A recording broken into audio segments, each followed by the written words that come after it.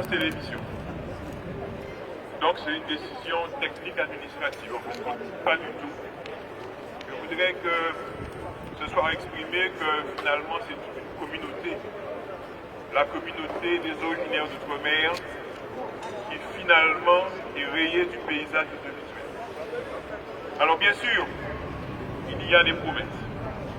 Bien sûr, il y a notamment dans l'article 7, alinéa 7.1, toute une série de dispositions pour permettre que l'outre-mer soit visible.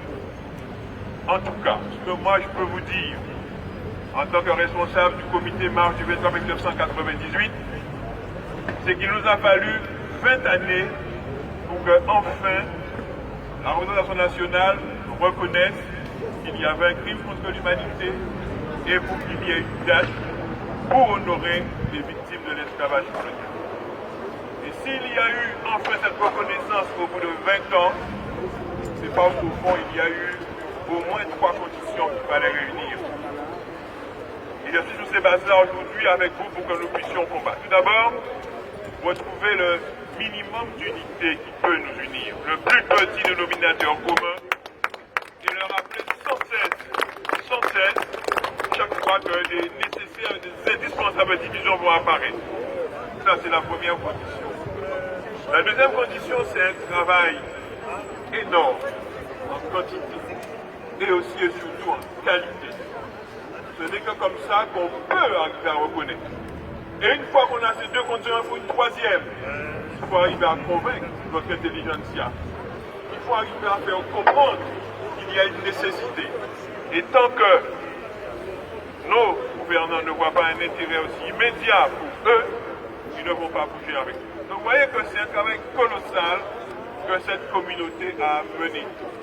Et donc nous, avec France O, nous savons que si France O, à partir de 2014, n'avait pas mis sur ses ondes, notamment cette cérémonie Lumière Bayou, le 23 mai, en hommage aux victimes de l'esclavage colonial, nous n'aurions pas eu aussi facilement cette date. Nous n'aurions pas eu finalement cette date essentielle pour la France qui doit reconnaître, qui a reconnu ce crime et qu'il faut maintenant reconnaître les victimes.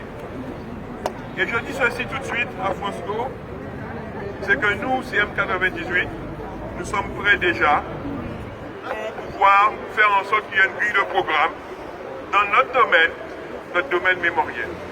Tout d'abord avec notre université populaire, nous sommes prêts à aider, à faire en sorte qu'il y ait une éducation historique indispensable sur ces questions liées à l'esclavage et à la colonisation, parce que la situation aujourd'hui de la France, sa place dans le monde, la deuxième puissance par ses frontières maritimes est liée aux outre-mer.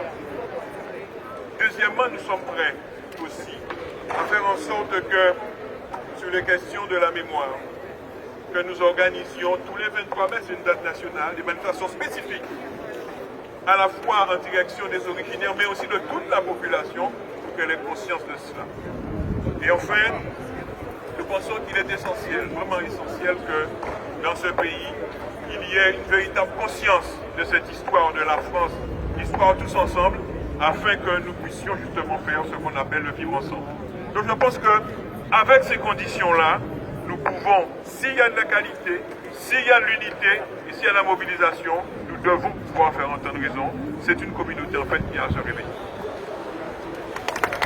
Merci beaucoup Emmanuel Gordia, président du CM98, qui a déjà fait beaucoup pour l'avancée des ultramarins en Hexagone, dans la reconnaissance justement de ces afro-déportés, de ces noms. Voilà, donc on remercie beaucoup pour sa présence aujourd'hui. Serge Romana, qui je sais qui est dans la foule aussi, qu'on salue. Et je voudrais qu'on les applaudisse très fort.